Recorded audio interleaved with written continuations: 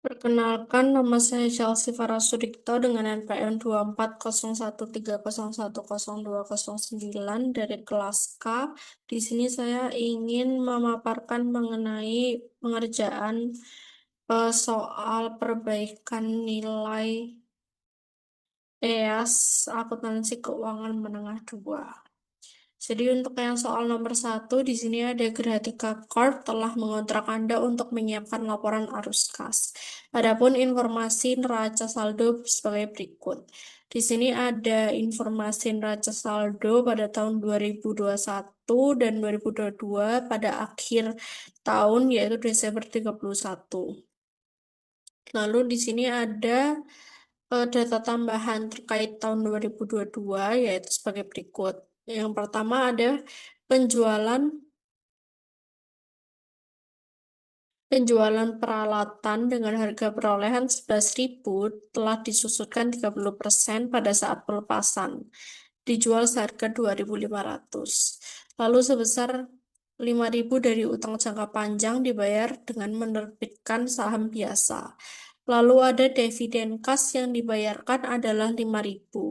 Lalu ada pada tanggal 1 Januari 2022 bangunan hancur total akibat banjir. Hasil klaim asuransi atas bangunan tersebut adalah 33.000 setelah dikurangi pajak sebesar 4.000. Berarti 33.000 ini sudah bersih tanpa dikurangi pajak. Lalu ada investasi ekuitas non-perdagangan dijual dengan harga 1.500 di atas biaya perolehannya. Perusahaan telah melakukan penjualan dan investasi serupa di masa lalu.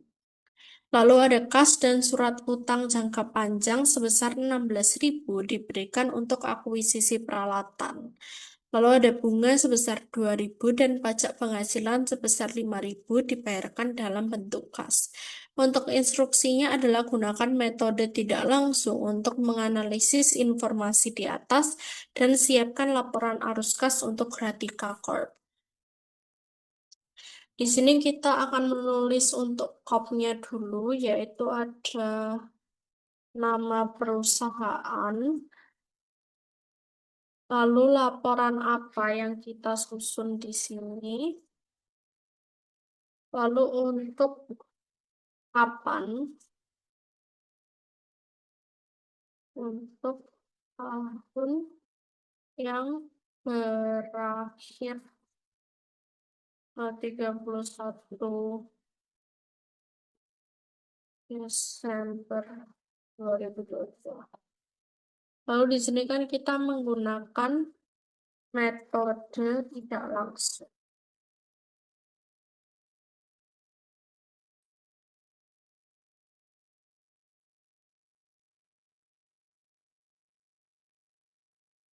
Nah, di sini kan di dalam laporan arus kas itu kan ada tiga, teridentifikasi ada tiga aktivitas. Yang pertama ada operasi. Arus kas dari aktivitas operasi itu sendiri biasanya berkaitan dengan kegiatan utama. Lalu untuk laba bersih itu biasanya dilihat dari tahun berjalan. Nah, untuk beberapa akun yang dapat melakukan penyesuaian untuk mengubah laba bersih menjadi kas bersih dari aktivitas operasi itu seperti ada biaya non-kas seperti beban penyusutan, beban amortisasi, depresi, beban piutang tak tertagih, rugi penurunan nilai aset, kompensasi berbasis saham, lalu dari keuntungan dan kerugian penjualan aset. Lalu ada perubahan aset lancar. Jadi kalau aset lancar naik itu kas berkurang. Saat aset lancar turun, kas bertambah. Lalu dari piutang usaha, persediaan, beban dibayar di muka, aset lancar selain uang tunai atau kas.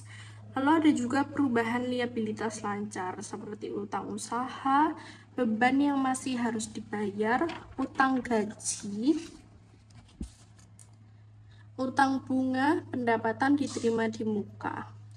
Lalu jadi saat utang naik itu kas belum keluar, saat utang turun kas keluar.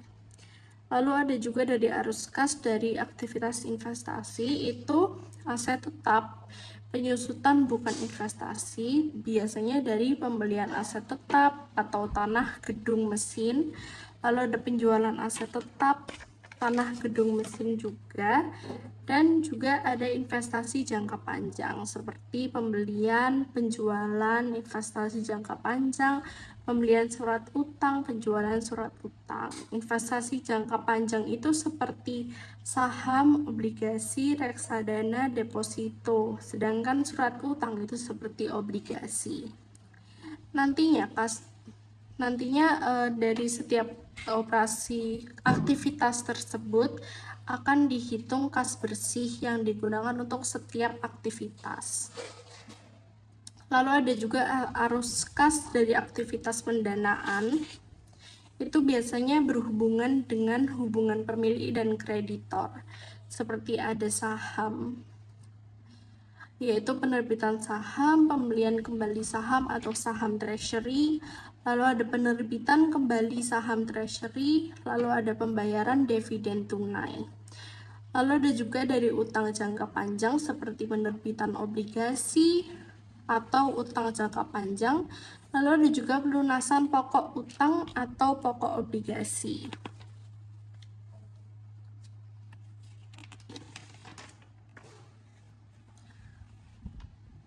Lalu ada juga transaksi non-kas atau CALK, konversi utang menjadi saham, pembelian aset dengan menerbitkan saham, perolehan aset melalui sewa pembiayaan, dan nantinya itu setelah semua operasi sudah tercantum, akan dituliskan kenaikan atau penurunan bersih kas. Jadi saldo kas awal tahun itu akan ditambahkan dengan kenaikan atau penurunan bersih kas dari yang telah kita hitung sebelumnya di aktivitas-aktivitas. Lalu ada juga seperti perhitungan pendukung bila diperlukan, misalnya dari aktivitas investasi atau aktivitas lainnya. Di sini kita akan mulai terlebih dahulu dari arus kas aktivitas operasi.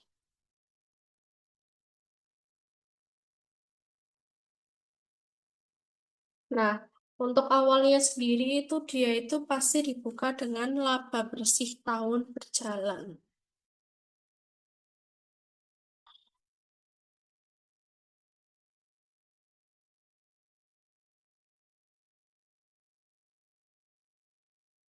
Untuk laba bersih di sini sendiri itu kita ambil dari laba ditahan tahun 2022 yang dikurangi dengan laba ditahan tahun 2021 yang menghasilkan 25.750. Tetapi di sini tuh dia belum laba bersih karena masih ada dividen kas yang dibayarkan adalah 5.000 sehingga ditambah oleh 5.000.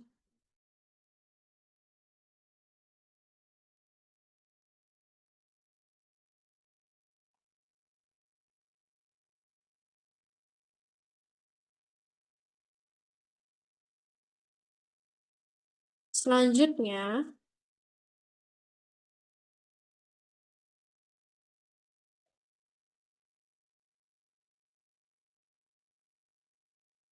di sini kita mulai dari penyesuaian non-kas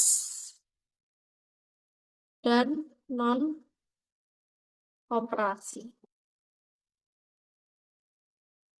Dimulai dari kita lihat ya dari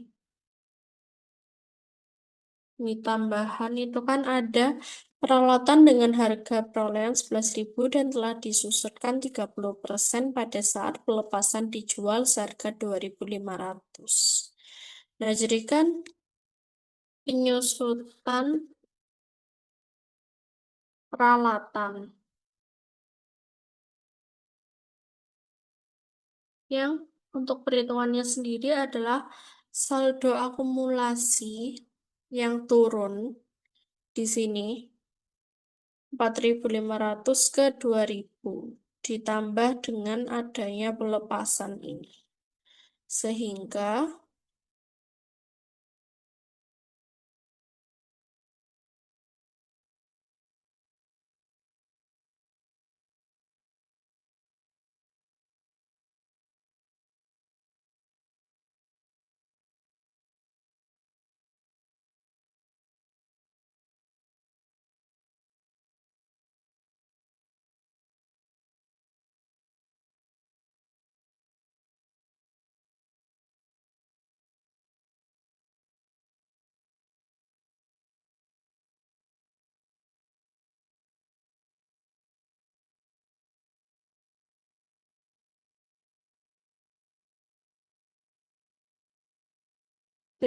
di sini kita ambil dari yang 2021 akumulasi depresiasi peralatan ditambah dengan ini 11.000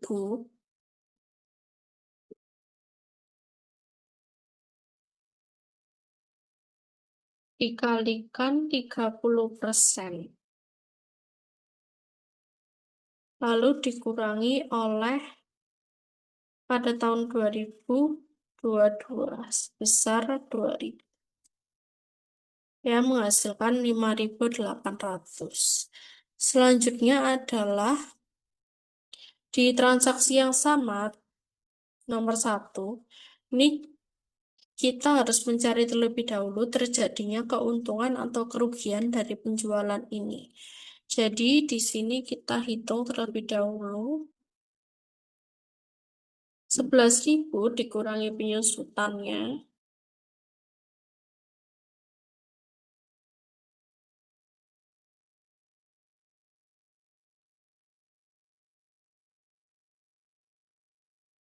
Rp7.700. Berarti harusnya itu peralatan ini dijual 7.700. Sehingga ini tuh termasuk rugi karena harga jualnya itu lebih rendah daripada penyusutannya. Sehingga di sini kita rugi sebesar 5.200.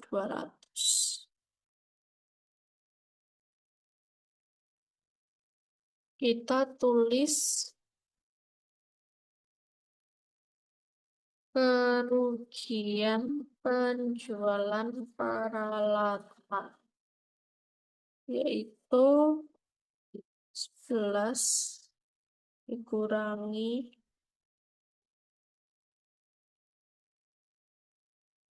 30% di, dikali 30% dikurangi 2.500. Oke. Nah, jadi di sini 5.200. Setelah itu kita lihat kembali di sini apakah ada yang operasi juga.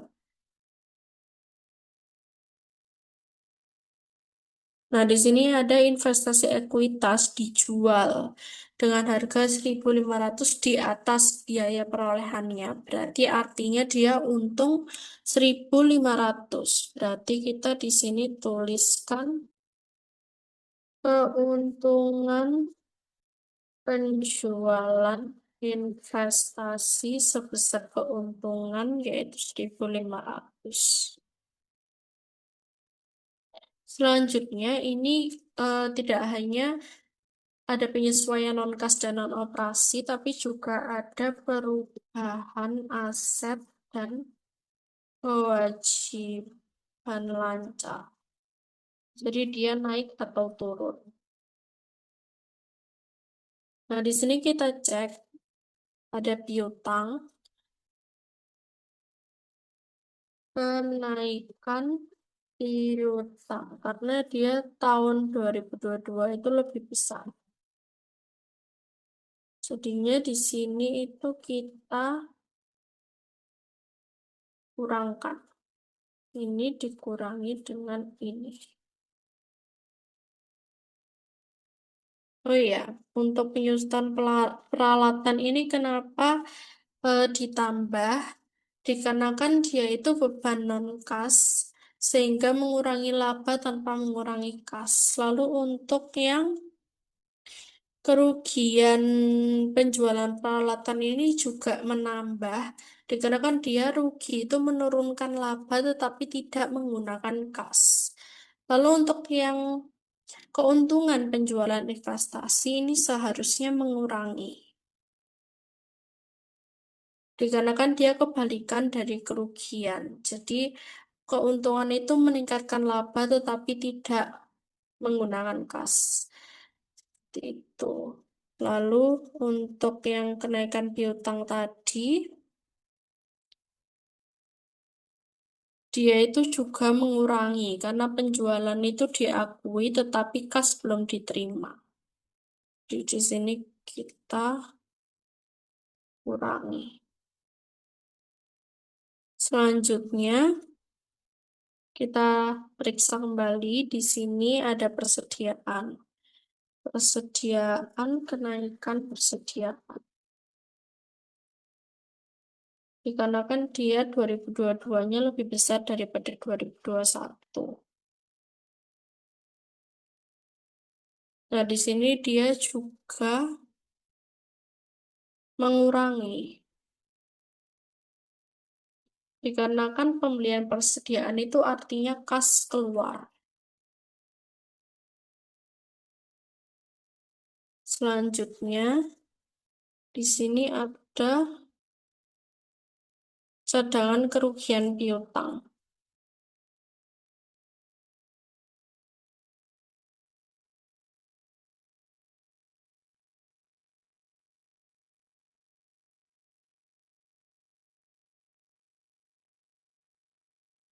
Cadangan kenaikan piutang dikurangi.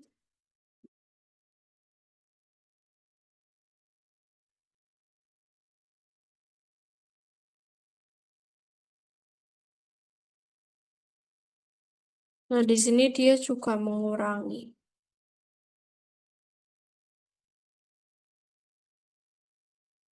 Lalu selanjutnya ada utang usaha. Utang usaha di sini tuh naik. Menaikkan utang usaha.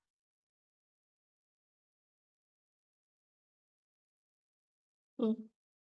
Oh ya, di sini dia turun nih. Penurunan cadangan kerugian piutang. Kenaikan utang usaha ini sebesar 1.000. Dia tetap menambah karena dia beban itu diakui, tetapi kas itu belum keluar. Selanjutnya, untuk menghitung kas bersih dari aktivitas operasi. Laba bersih tahun berjalan ditambah dengan hasil dari ini semua, yaitu 35.500. Selanjutnya, selain dari arus kas dari aktivitas operasi, itu juga ada investasi dan pendanaan. Nah, di sini kita mulai terlebih dahulu dari arus kas aktivitas investasi.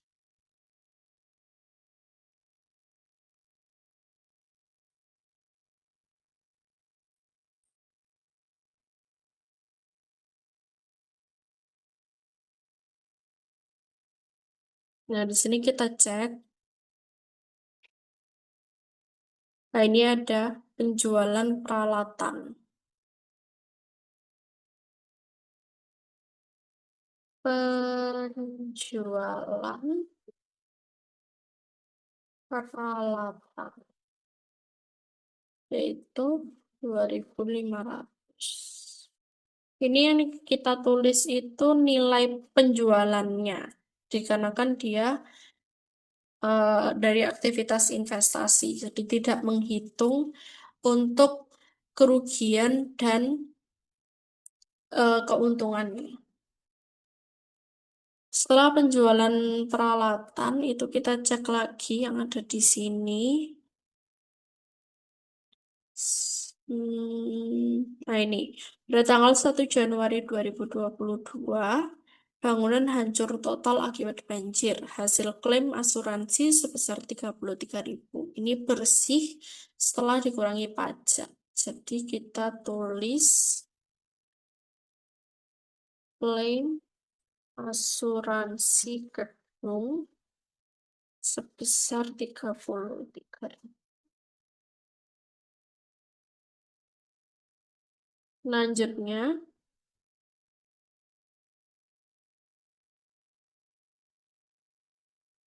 nah ini investasi ekuitas dijual. Penjualan investasi ekuitas.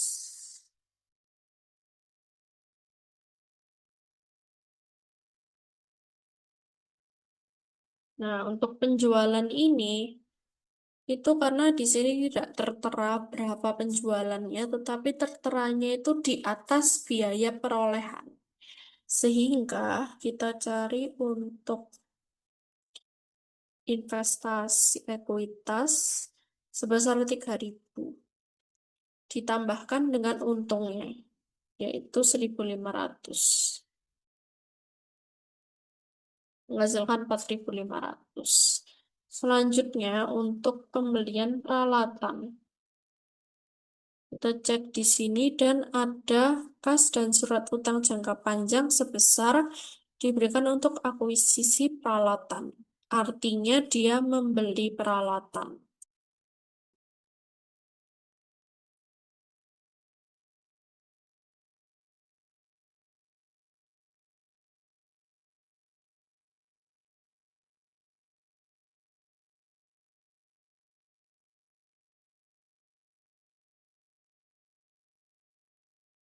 Besar 16.000.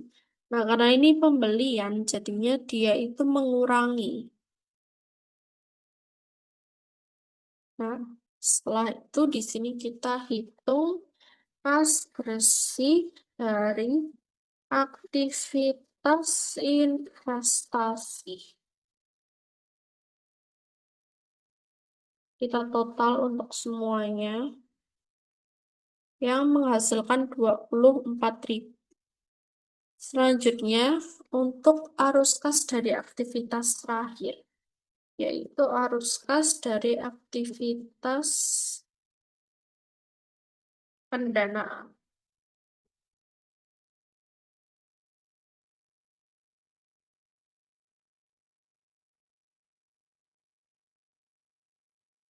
Kita lihat lagi dari sini.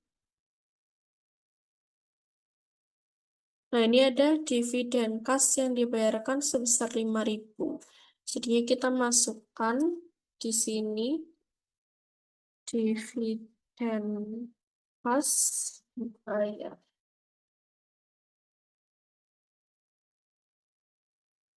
sebesar 5.000. Lalu selanjutnya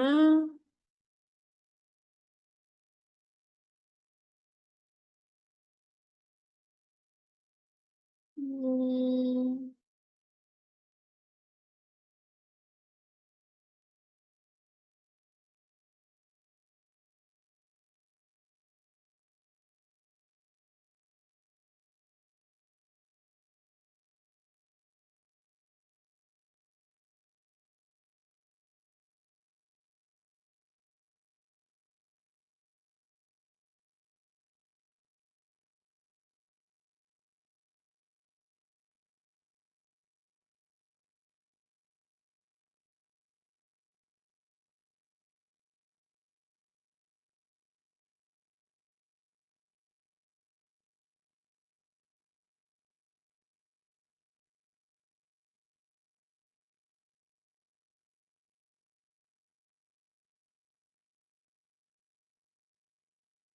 Nah, ini di sini kita lihat ada wesel bayar jangka panjang.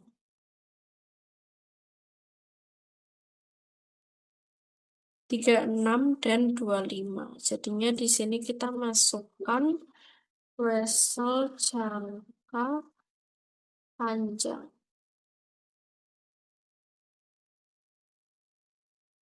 Ini dalam bentuk kas bersih, yaitu 36 dikurangi oleh 25. Nah, untuk yang dividen kas bayar ini itu dia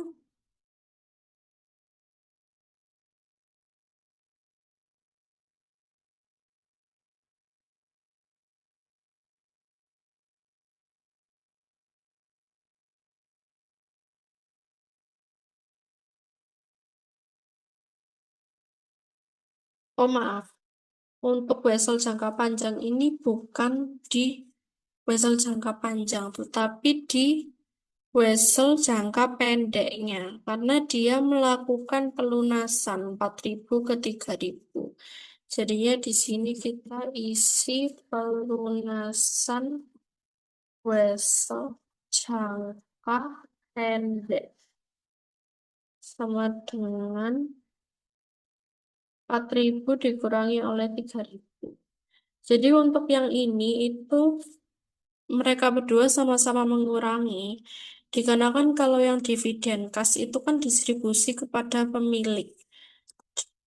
Sedangkan yang wesel jangka pendek itu dia pelunasan kewajiban pembiayaan. Jadi dua-duanya itu mengurangi. Nah, di sini kita jumlahkan.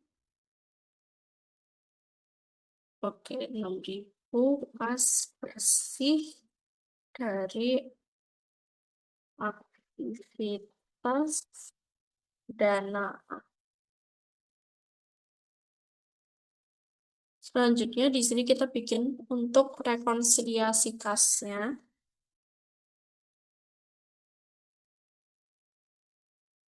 Rekonsiliasi kas. Yang pertama ada kas awal, lalu ada kas dari aktivitas operasi, lalu ada kas dari aktivitas investasi, lalu ada dari pendanaan.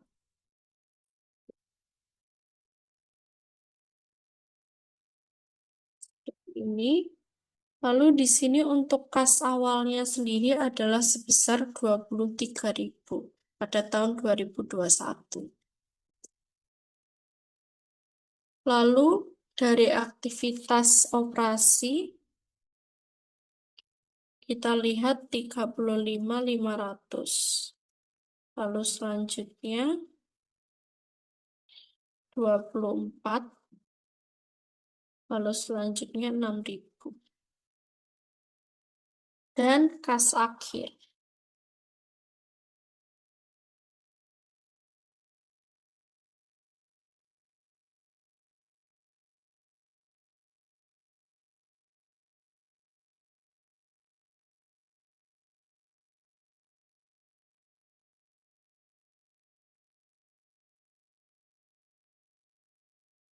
Hmm.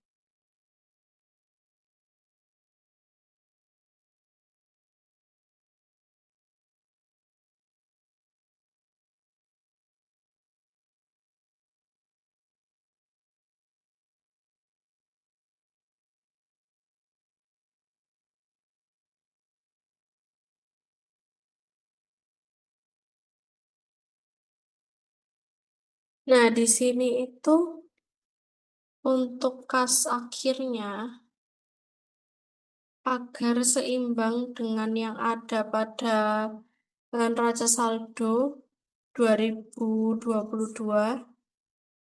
pada bagian kas itu kita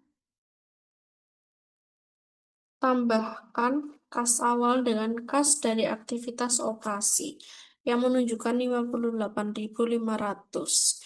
yang sesuai dengan ini. Dikarenakan kas akhir itu berasal dari kas awal ditambah dengan perubahan kas bersih. Sedangkan operasi, sedangkan kas dari aktivitas investasi dan pendanaan itu belum tentu selalu perubahan kas. Sedangkan kalau dari operasi itu selalu, sehingga kas awal ini ditambah dengan kas dari aktivitas operasi yang menghasilkan 58.500. Di sini saya akan merapihkan terlebih dahulu untuk tabelnya.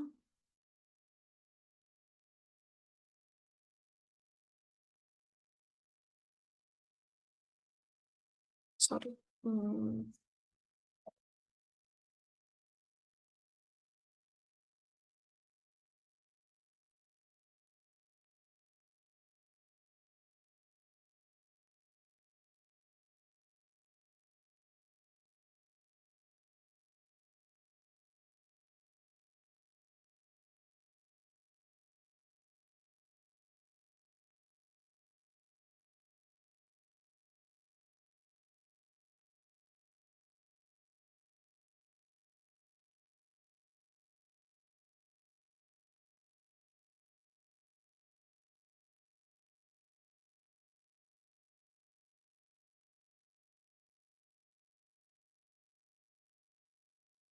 Jadi sekian untuk yang pengerjaan dari soal nomor satu, yaitu Kreatika Corp. Selanjutnya kita lanjut di soal 2, yaitu Caki Group. Baik, selanjutnya kita masuk ke yang soal kedua, yaitu Caki Group. Jadi di sini itu Caki Group sedang dalam proses penyesuaian dan koreksi pembukuannya pada akhir tahun 2022. Dalam meninjau catatannya, informasi berikut telah dikompilasi.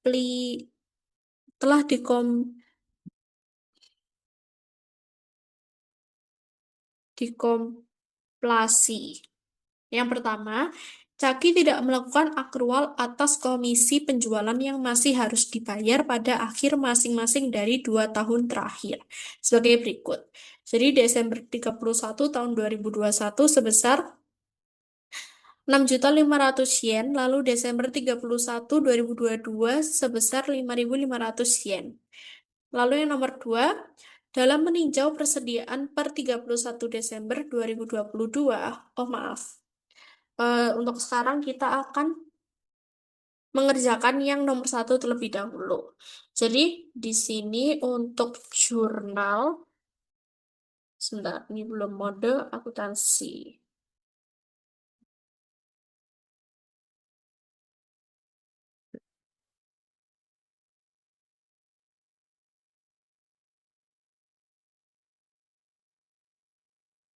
Dan dalam, oke. Nah, di sini Caki tidak melakukan akrual atas komisi penjualan yang masih harus dibayar. Jadinya dia ini nanti akan munculnya jurnal komisi penjualan.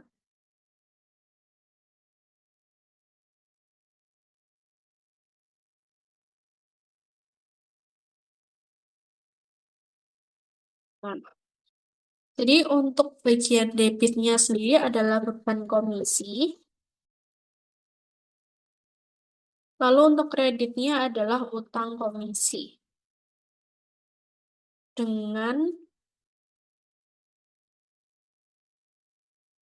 nominal 5.500.000. Ini juga sama. Nah, alasannya adalah untuk komisi penjualan itu merupakan biaya yang timbul akibat aktivitas penjualan. Berdasarkan prinsip akrual atau akrual basis, beban harus diakui pada periode terjadinya penjualan, bukan saat kas dibayarkan. Sedangkan pada akhir periode itu penjualan telah terjadi. Komisi itu telah menjadi kewajiban dari perusahaan, namun belum dibayar kepada tenaga penjual. Oleh karena itu, beban komisi didebit untuk mengakui biaya periode berjalan, lalu utang komisi dikredit karena perusahaan ini masih memiliki kewajiban membayar. Lalu, eh, kalau kita tidak mencatat jurnal ini, itu akan menyebabkan laba itu menjadi terlalu tinggi dan kewajiban itu terlalu rendah. Jadi jurnal ini itu untuk memastikan bahwa laba bersih wajar serta utang itu dilaporkan secara benar. Nah, ini kita lanjut ke yang nomor 2. Dalam meninjau persediaan per 31 Desember 2022, Caki menemukan kesalahan dalam prosedur pencatatan persediaan yang telah menyebabkan jumlah persediaan selama 3 tahun terakhir menjadi tidak benar. Sebagai berikut, Caki telah membuat pencatatan yang menetapkan jumlah persediaan per 31 Desember 2022 yang salah tersebut. Jadi Desember 31, 2022 itu understated sebesar 26 juta. Lalu Desember 2021 itu understated juga 29 juta. Dan 2022 itu overstated sebesar 16.700.000. Jadi untuk kita hitung terlebih dahulu untuk perubahan selisihnya. Jadi untuk perubahan selisihnya sendiri itu ada 26 juta dari yang understated tahun 2020, lalu ditambah dengan yang 29 juta. Karena ini kedua-duanya itu understated, jadi dia ditambah. Dari ini yang 29 juta itu dari yang 2021. Lalu dikurangi hmm, sama 16.700.000 karena dia ini overstated jadinya dikurangi yang menghasilkan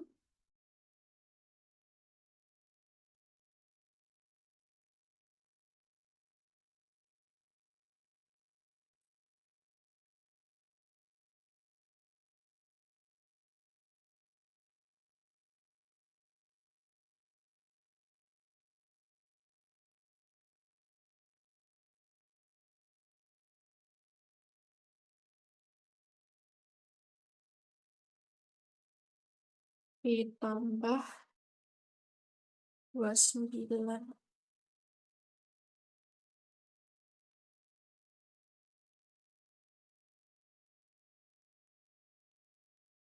dan dikurangi 16.700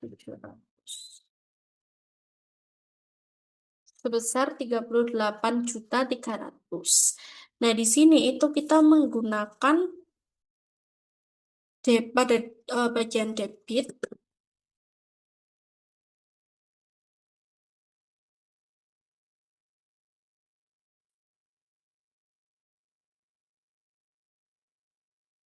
Pada bagian debit kita masukkan laba ditahan dan pada bagian kredit kita masukkan persediaan sebesar perhitungan yang tadi. Nah, untuk alasannya sendiri, itu karena kesalahan persediaan itu dapat langsung mempengaruhi laba bersih. Dikarenakan dari perhitungannya saja, HPP itu kan sama dengan persediaan awal ditambah pembelian dan dikurangi persediaan akhir. Jadi, kesalahan persediaan tahun-tahun sebelumnya itu dapat menyebabkan laba tahun lalu itu tidak benar, serta kesalahan tersebut sudah tertutup ke akun laba ditahan. Karena kesalahan yang terjadi di periode sebelumnya dan laporan keuangan tahun-tahun tersebut telah diterbitkan. Maka koreksi itu tidak boleh melalui laba rugi 2022, tetapi langsung masuk ke laba ditahan. Itu kenapa pada bagian debit itu laba ditahan untuk mengurangi laba kumulatif yang sebelumnya terlalu tinggi. Lalu untuk bagian kredit yaitu persediaan, itu untuk menyesuaikan nilai persediaan ke jumlah yang benar. Jadi ini adalah koreksi kesalahan periode sebelumnya atau prior period adjustment sesuai dengan PSAK. Selanjutnya untuk yang nomor 3,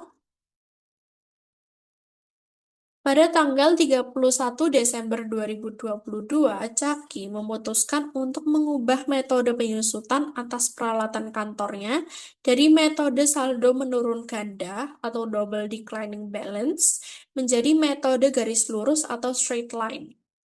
Peralatan tersebut memiliki harga perolehan awal sebesar 100 juta.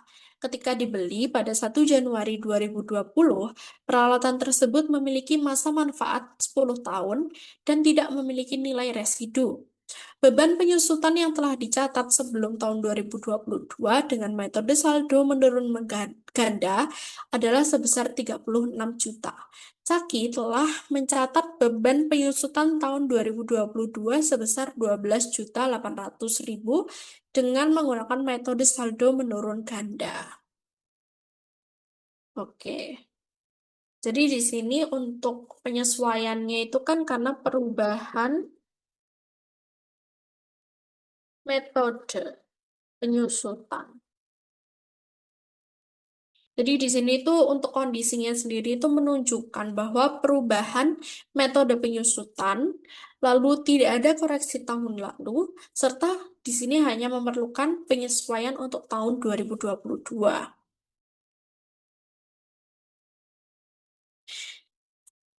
Jadinya di sini kita untuk jurnalnya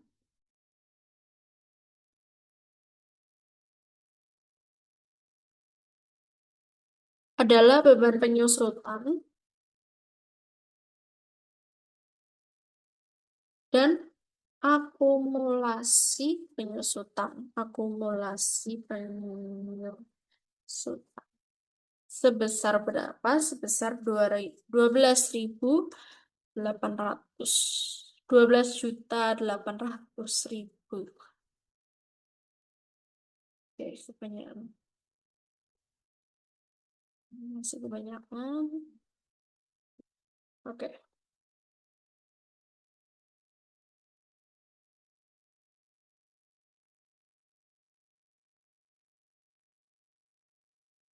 Nah, jadi itu kan perubahan metode penyusutan ini kan bukan suatu kesalahan, melainkan dari perubahan estimasi akuntansi. Jadi menurut standar akuntansi itu perubahan estimasi diterapkan secara prospektif dan tidak boleh mengoreksi laba tahun-tahun sebelumnya. Artinya, laporan tahun lalu itu tidak diubah dan penyesuaian hanya dilakukan pada periode berjalan.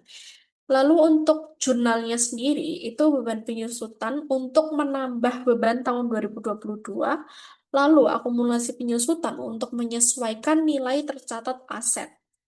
Dan jika jurnal ini tidak dibuat, itu maka beban 2022 itu dapat mengalami understated dan nilai aset terlalu tinggi.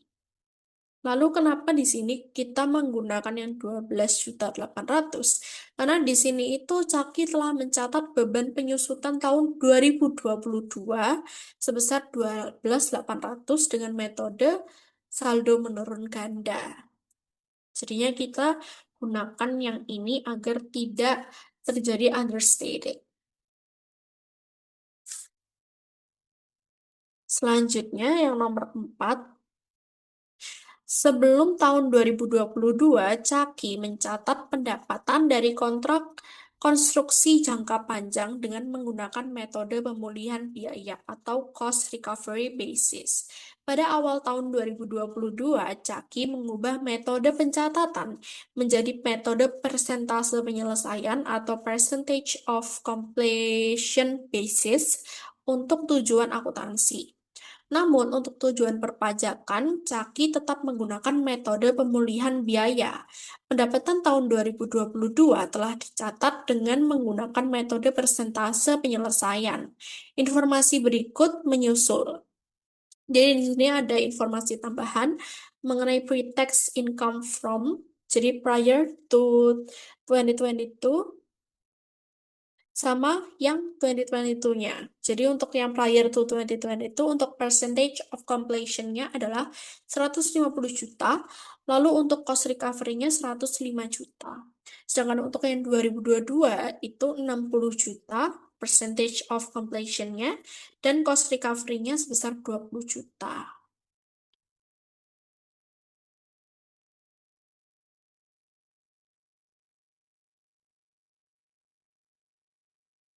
Oke. Di sini juga ada tulisan dampak pajak tahun-tahun sebelumnya harus dipertimbangkan pada butir 4. Tertulis di sini. Oke. Di sini kita akan masuk ke perhitungannya terlebih dahulu. Untuk perhitungannya sendiri, yang pertama ada untuk selisih laba sebelum 2022.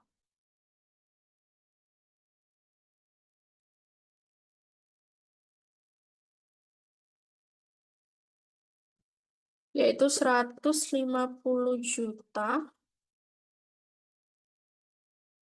dikurangi dengan 105 juta.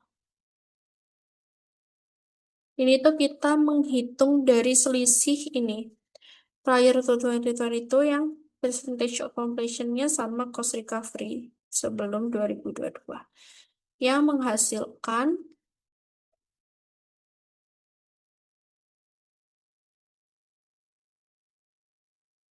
50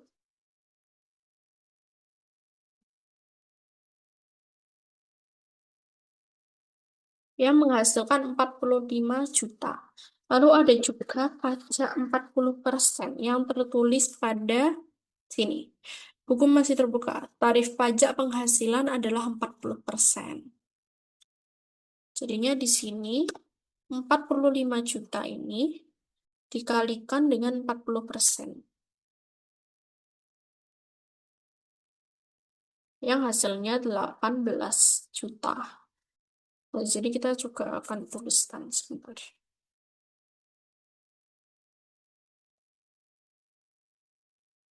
45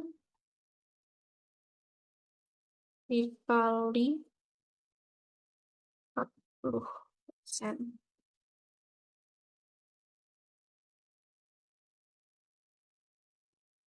Nah, di ini, lalu kita masuk ke jurnalnya.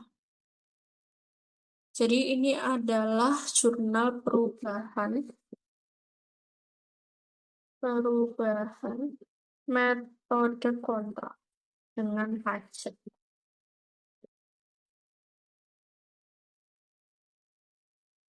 Untuk jurnalnya yaitu pada bagian debit laba ditahan, lalu pada bagian kredit itu pajak tangguhan, lalu pendapatan. Nah, di sini untuk laba ditahannya itu adalah 45 juta.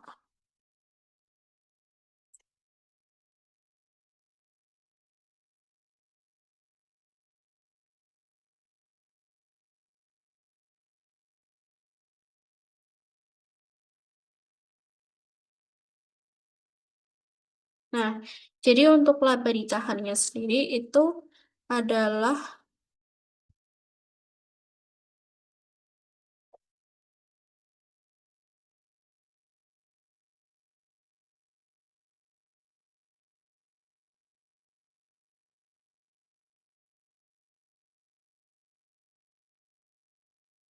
baik, setelah saya cek ulang itu seharusnya ini itu bukan pendapatan, tetapi pemerintahan yang ini itu utang pajak tangguhan dan yang ini adalah baru laba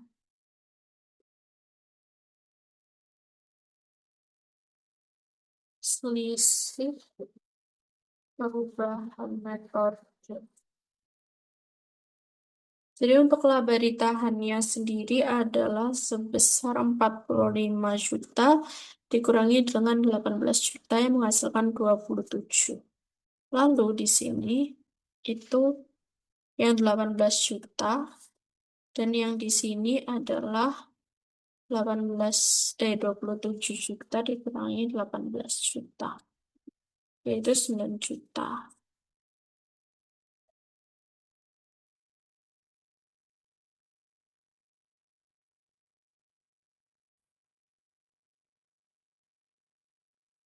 Sehingga dari jurnal ini itu eh, untuk koreksi periode lalu itu dicatat langsung ke laba ditahan after tax. Lalu pajaknya itu dicatat sebagai pajak tangguhan dan di sini itu tanpa akun pendapatan.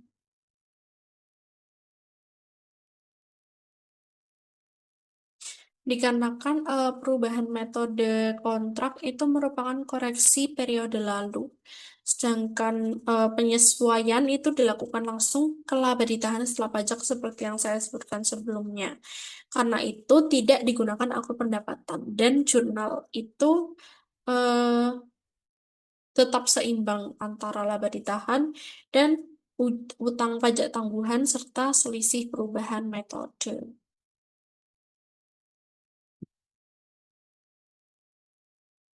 Seperti itu. Jadi, eh, sekian untuk penjelasan saya mengenai jawaban dari soal perbaikan nilai EAS.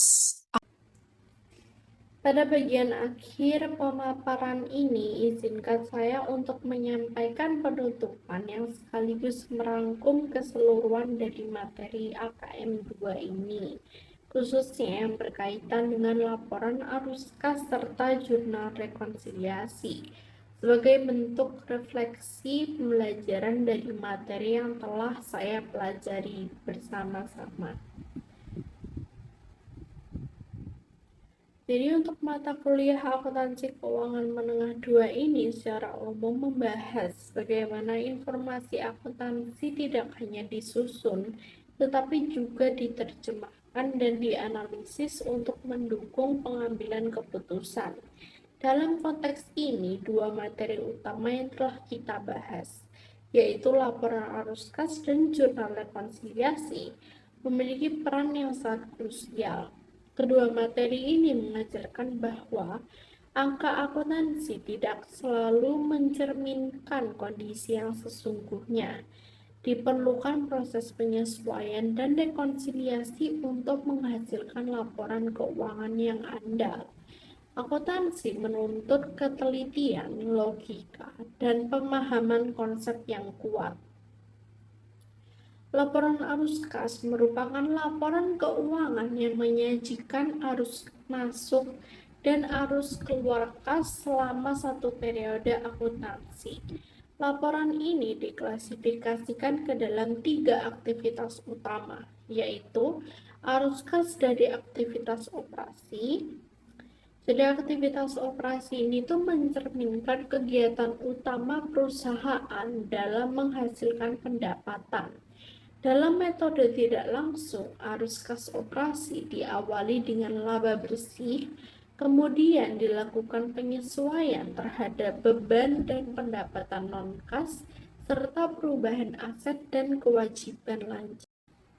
Penyesuaian ini bertujuan untuk mengubah laba berbasis akrual menjadi kas bersih dari aktivitas operasi, sehingga terlihat apakah perusahaan benar-benar menghasilkan kas dari kegiatan usahanya. Yang kedua adalah arus kas dari aktivitas investasi. Aktivitas investasi ini berkaitan dengan perolehan dan pelepasan aset jangka panjang, seperti pembelian atau penjualan aset tetap dan investasi jangka panjang. Arus kas dari aktivitas investasi menunjukkan bahwa strategi perusahaan dalam mengembangkan aset dan kapasitas usaha serta memberikan gambaran mengenai orientasi pertumbuhan perusahaan.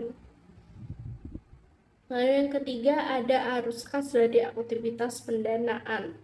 Aktivitas pendanaan mencerminkan hubungan perusahaan dengan pemilik modal dan kreditur yang meliputi penerimaan atau pelunasan pinjaman, penerbitan saham, pembayaran dividen.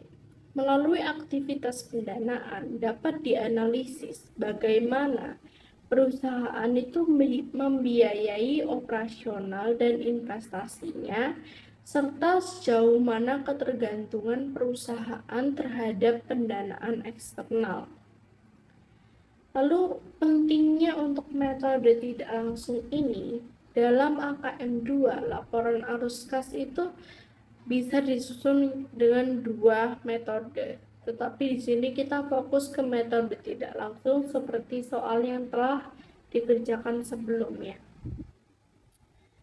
Jadi metode ini tuh penting dikarenakan menghubungkan laporan laba rugi dengan laporan arus kas, menunjukkan perbedaan antara laba akuntansi dan kas, memudahkan analisis kualitas laba. Melalui metode ini, kita belajar bahwa laba tidak selalu mencerminkan kemampuan kas, sehingga laporan arus kas menjadi alat evaluasi keuangan yang sangat penting. Materi penting berikutnya adalah jurnal rekonsiliasi, yang bertujuan untuk menyesuaikan catatan akuntansi dengan kondisi keuangan yang sebenarnya. Jurnal rekonsiliasi diperlukan karena tidak semua transaksi itu tercatat pada waktu yang sama. Terdapat perbedaan pencatatan antara perusahaan dan pihak lain, adanya kesalahan atau keterlambatan pencatatan. Lalu melalui jurnal rekonsiliasi, perusahaan dapat mengidentifikasi transaksi yang belum dicatat, melakukan koreksi atas kesalahan pencatatan, menyajikan saldo kas yang benar dan dapat dipercaya. Laporan arus kas dan jurnal rekonsiliasi memiliki hubungan yang sangat erat. Jurnal rekonsiliasi memastikan bahwa saldo kas yang digunakan dalam laporan arus kas adalah saldo yang valid, tidak terdapat selisih yang dapat menimbulkan kesalahan analisis. Laporan arus kas mencerminkan kondisi keuangan yang sebenarnya. Dengan kata lain, laporan arus kas yang baik hanya dapat dihasilkan dari pencatatan dan rekonsiliasi yang benar.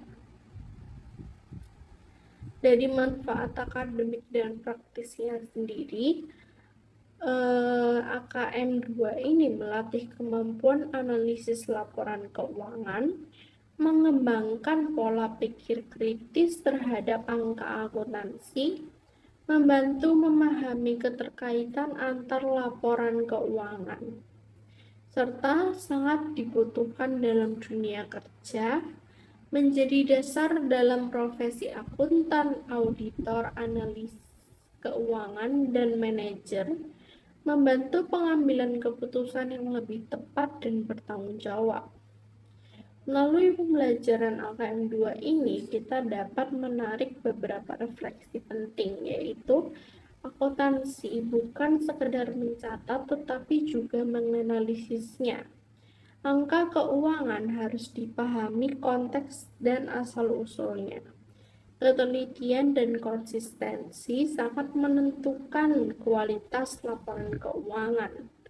Materi ini mengajarkan kita untuk tidak hanya menerima angka, tetapi untuk memahami pula makna di balik angka tersebut ditemukannya dari mana. Dapat ditegaskan juga bila laporan arus kas itu memberikan gambaran nyata tentang pergerakan kas perusahaan. Jurnal rekonsiliasi itu memastikan keandalan dan keakuratan data keuangan. Keduanya ini merupakan fondasi yang sangat penting dalam akuntansi manajerial dan keuangan.